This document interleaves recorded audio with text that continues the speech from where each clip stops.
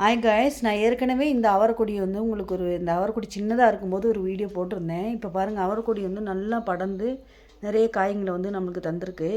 எதனால் இந்த வீடியோ நான் போடுறேன் அப்படின்னா, நம்ம வீட்டில் யூஸ் பண்ணுற காய்கறிகளோட வேஸ்ட்டை வந்து ஒரு பக்கெட்டில் போட்டு வச்சுருந்து அந்த தண்ணியை வந்து அவரைக்கு ஊற்றினா, அவரையோ எல்லா செடிங்களுக்குமே ஊற்றினா வந்து அதுங்களுக்கு வந்து நல்ல ஒரு உரமாக பயன்படும் அப்படிங்கிறத சொல்கிறதுக்காக தான் இந்த வீடியோ நான் வந்து போட்டிருக்கேன்.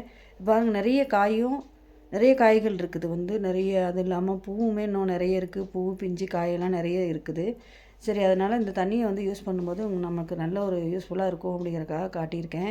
அது இல்லாமல் நம்ம வந்து என்ன செய்யக்கூடாது அப்படின்னா வந்து இந்த சோப்பு தண்ணிகளை வந்து செடிகளுக்கு வந்து ஊற்றக்கூடாது அப்படிங்கிறக்காகவும் இந்த வீடியோ ஒரு உதாரணம். இந்த வீட்டுக்கு நான் வந்து பின்புறம் வச்சுருக்க செடி வந்து இது காய்கறி அந்த தண்ணியை ஊற்றின வீடியோ. அதே இல்லாமல் நான் சோப்பு தண்ணியை வந்து நாங்களே செஞ்ச ஒரு தவறு. சோப்பு தண்ணியை வந்து ஊற்றுனதில்ல. இந்த செடி பாருங்கள் எவ்வளோ காஞ்சிருக்கு. அதனால் இந்த மாதிரி வந்து நீங்கள் எந்த காரணம் கொண்டு செஞ்சிடக்கூடாது அப்படிங்கிறக்கான ஒரு அவேர்னஸ் வீடியோ தான் இது.